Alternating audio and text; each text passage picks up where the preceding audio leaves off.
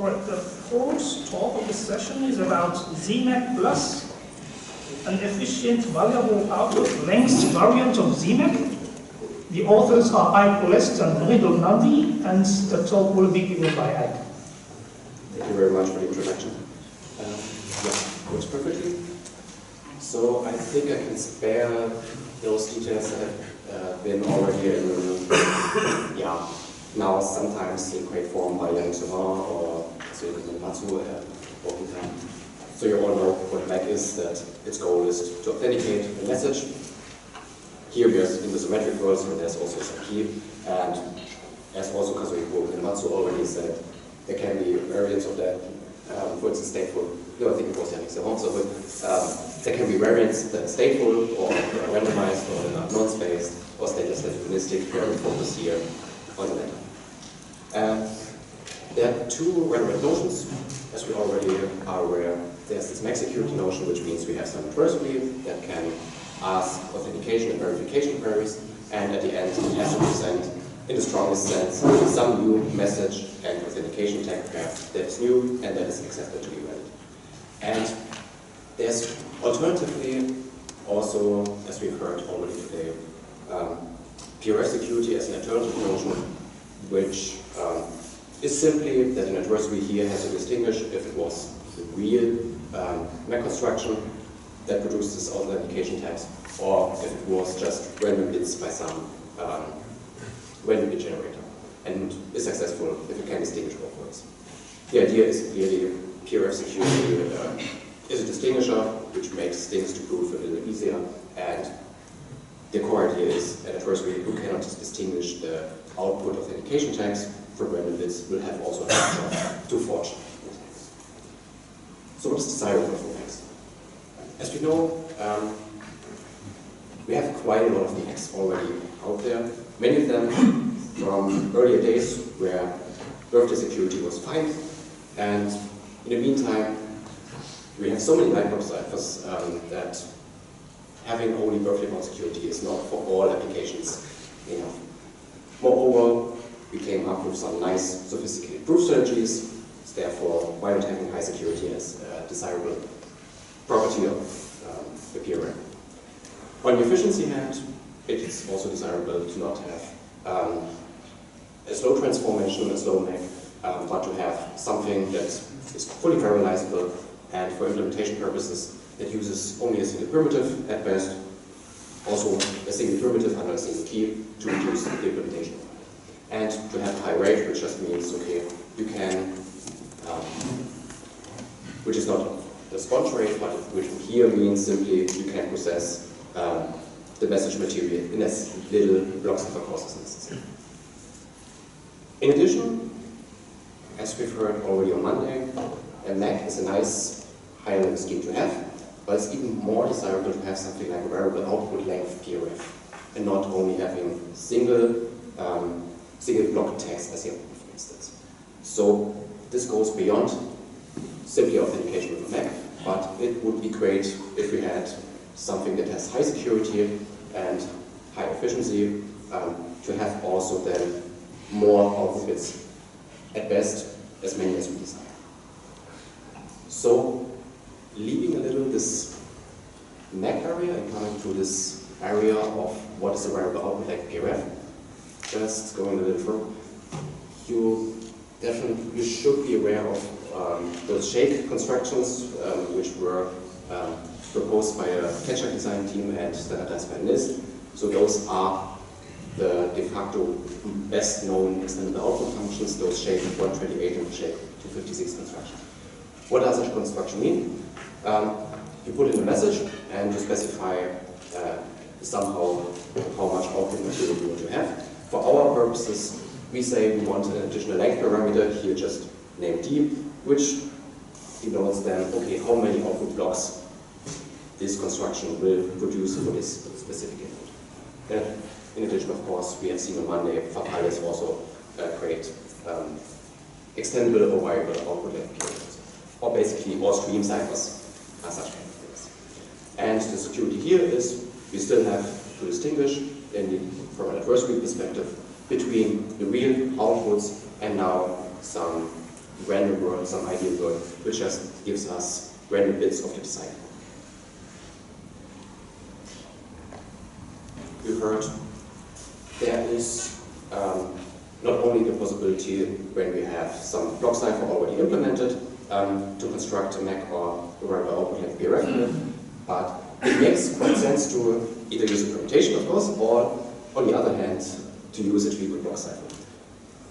In particular, tree block ciphers have been used very recently to have more secure and, as we've seen in Encryption 2017, also to have more efficient handling schemes. Why? Such a tree block cipher is still a family of key permutations. Now, in addition to the usual message and key inputs, we have also some additional public input, which is called a tweak. And this could be used in the past at several high-level schemes for the domain separation of the individual codes, so to have high security. But also, the tweak could be used to process further message material. So there exist recent Twigo block cipher-based MACs, which have already high security, as we've heard already, the constructions by Naito, or as proposed yesterday by Koyati et al., those hash tree and nonsense tree constructions, which are nice. And also there's the ZMAC construction by Iwata and Matsu and also for message. Which here is depicted their internal hash function called ZHash, and which is a great candidate for deriving a variable output length PRF. Why? As you see, not only it has this high security of n-bit, because it adopts this PMAC plus-like structure, but it also is quite efficient in the sense that it not only processes n-bit in the input of the tree block cipher for one call, but also it deploys additionally t-bit, further message material for one single block cipher, tree block cipher. So it has high security and combines this with high efficiency, so it's fully parallelizable, it has this high rate of n plus t-bit by n in its single key, and it has a single primitive copy. So this is a nice candidate for starting. And clearly it has this high security. So our motivating question was, can we obtain a variable output length PRF from using this in space? And as a result, we have proposed the hashtag TBC construction and an instantiation that we call ZMAC class. At the very high level, what is this? So hash in TBC means we have a hash function and we define it to take as inputs the message and a length, an output length parameter, and outputs then t-bit value x and an n-bit value y that are then used in a kind of counter and tweak like manner. What is my view now of the 2 months of retrospective? That we use, wrong error.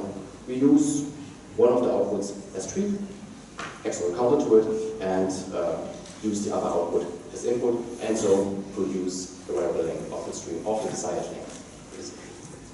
Still fully parallelizable. We did learn and use an injective encoding for the message to plan it to a multiple of n bit, and to also include injectively the desired output length. What we need then is a single primitive, and only need a few domains to separate all concerns where we use this primitive in. One domain in the hashing phase, one domain in the finalization phase, and finally a domain for these masking keys, so for deriving those masks for the individual blocks and hashing keys. So at the end we come up with a bound that has this nice structure, and as a nice side effect we managed in our proof to eliminate the term of having sigma square, so where q is the number of queries in a person we make host, and sigma is the total message, the total length of all messages that at first we asked. So we could get rid of this term, the bounds limit length we really detail. So just hopefully briefly just the core ideas of the security analysis, don't want to bother you with all the details. We also use the H coefficient technique in the version by Janet Steinberger. So we have seen many details already how this works. Here just very briefly, we have these two worlds. We have the real ZMAC plus construction, and we have the ideal world where the outputs are just random bits. So what we have to do in the first step of our analysis is to get rid of the real block cipher and replace them by uniformly random permutations. We have to show, as Nina Chan already said, we have to show for good transcript which has no certain events that we define, that the probability to obtain a transcript is at least as high as in the real world as in the ideal world, and then we can consider bad transcripts, which mean these are transcripts where we have certain events, and we are proposed the probability for them to occur. What are our bad events? Briefly said, we have two relevant of them. The first one is that we have a collision between two messages where the message are M and D, and M prime and D prime, and now they produce a number of D and D prime output blocks. And the first bad event is that we have a tweak and input collision in the finalization for some blocks that produce some outputs. What is the probability of this? We do an analysis of the probability of the hash function outputs for such kind of special differences, which have a zero difference in one part and a difference where this means integer encoding of some integer k, which is at most the sum of the number of output blocks of both machines. So you get to a bound which is case dependent for where we follow the analysis of Vivata et al. For most of the cases, this gives a nice bound where in the denominator you have 2 to n plus d, which is nice, which is safe. And there's also this case 1, which is also pretty problematic, as pointed out by Vivata et al. Simply because, as we heard from Kasu Funematsu, C hash is fine for epsilon almost universality, but not for almost epsilon universality. So we have to go such a lengthy way of such special differences to have a good bound, because epsilon almost epsilon universality has not a good bound in general over all differences. So what could also be an alternative strategy is, Vivata et al. Went a nice way of abstracting away this thing in what they called an XT construction. So they defined a hash function which takes this tweak input and produces then a tweak and this mask for the state input. Nice, much easier to prove what they did. The only thing, as a consequence, they had this sigma square term which we tried to avoid in the file security bound. So this is much easier what they did. We went a little more complicated way to avoid the term. So far to the first bad event. For the second, just as a small preliminary, we defined yet another universality notion which we call truncated, almost exact universality. What does this mean? Very briefly, we have this hash function which produces two outputs, and now we are just considering the difference between two outputs, and we are just truncating the hash in the sense that we just take a look at one of those outputs. What is the difference between this part? So this is what we mean with truncated APC.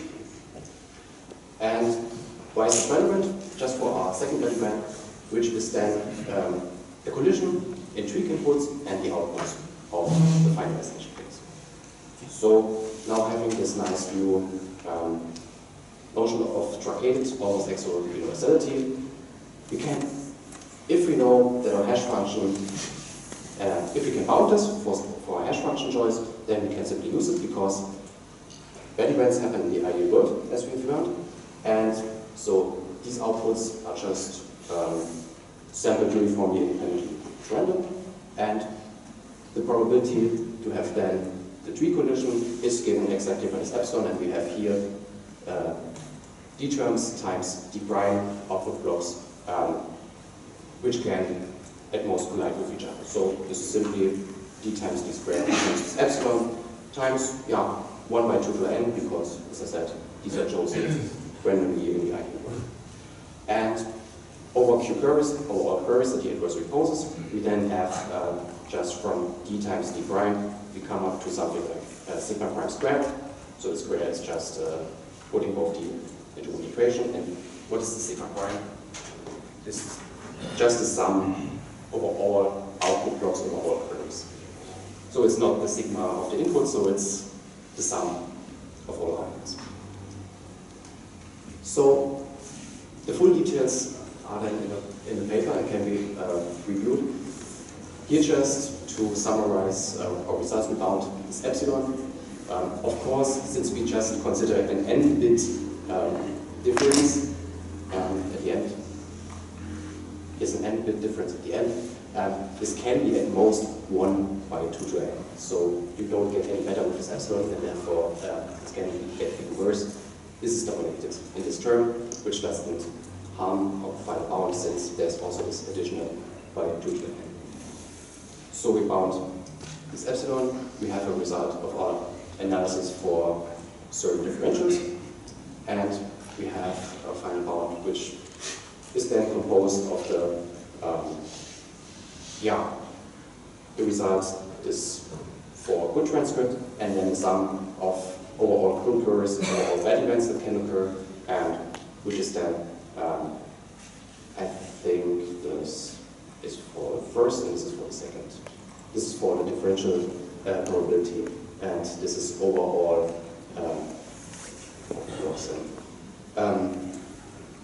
for the other event, for this term. So, it's just a minor thing as a side effect that we could write this sigma squared by 2 by 2 into. What more to say?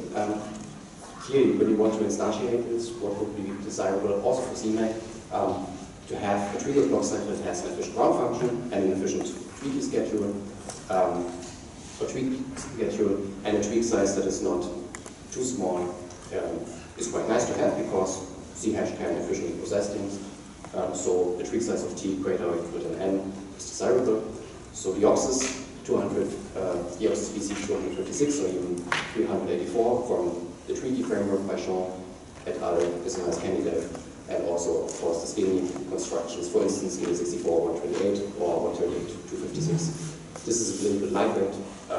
In contrast, the OXIS can use the AES native construction, which is not the case for skinny. Depends on the precise applications.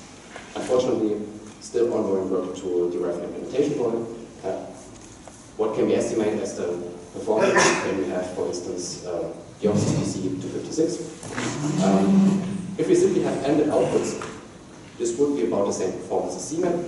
We don't differ that much in the finalization, that we differ in the performance.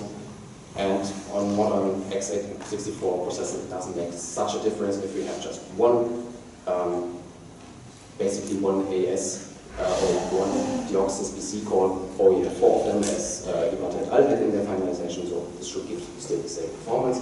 And just if we have long messages, so we have long outputs, in our finalization we have one additional primitive call per output block that we want to have. And this is just the difference between those columns. One additional call to the system in parallelizing. And the same for the others, following the estimations also by the ZMAC. What more to say?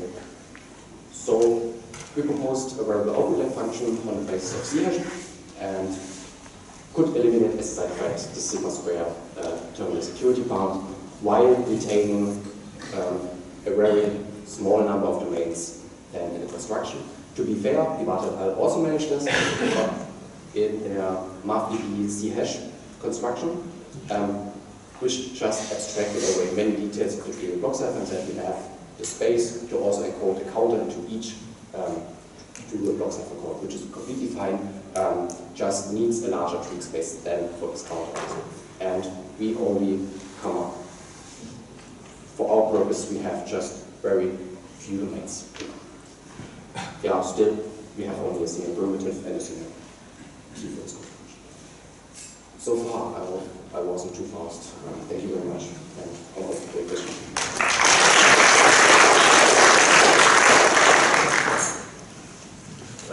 Questions?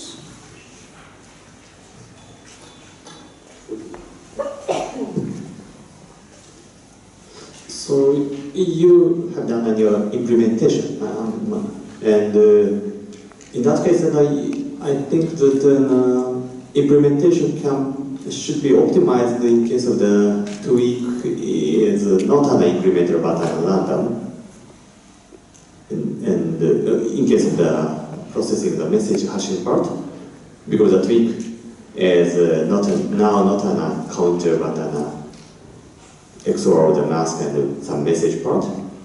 So in your implementation,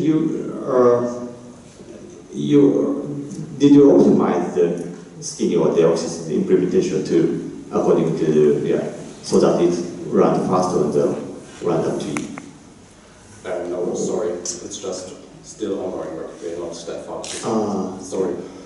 Okay. More questions?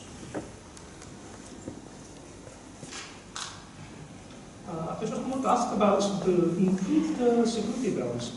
The sigma squared term is now eliminated, and now we have Q sigma divided by 2 to the 2n, right? I think so. Yes.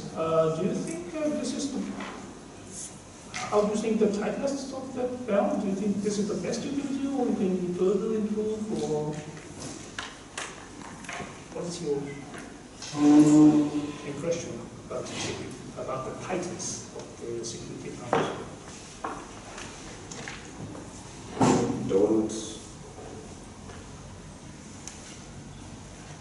I wouldn't dare to say that this is tight. This is the best obtainable.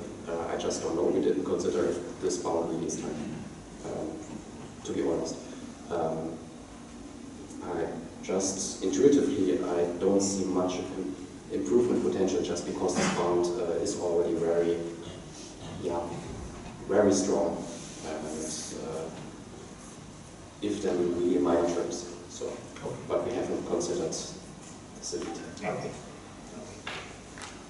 More questions?